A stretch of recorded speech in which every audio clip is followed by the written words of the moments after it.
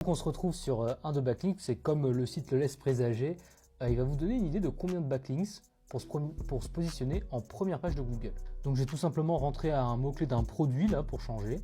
Donc ça sera maths et bio et on va regarder ce qu'il va nous dire au niveau des backlinks. Donc je lance l'analyse et donc voilà, on se retrouve avec tout simplement les différentes analyses du site. Vous voyez qu'il vous en met deux et c'est quelque chose dont je ne vous ai pas parlé et qu'il faut absolument que je vous parle justement, c'est qu'il y a deux types de liens en dehors des follow no follow.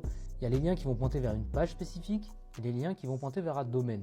Il faudra toujours analyser les deux si vous visez un mot-clé en particulier. Par exemple, si je veux être dans le top 10 sur maths et bio, éventuellement le plus haut possible du top 10, je vois qu'en moyenne, il y a 6 liens qui pointent vers la page positionnée, attention, et 164 domaines référents qui pointent vers la page d'accueil, enfin le site au général, pardon, pas que la page d'accueil, tout le site au général. Donc il faut prendre en compte ces deux choses. Il y a ce qu'on appelle donc le deep linking et donc le netlinking classique avec tous les liens.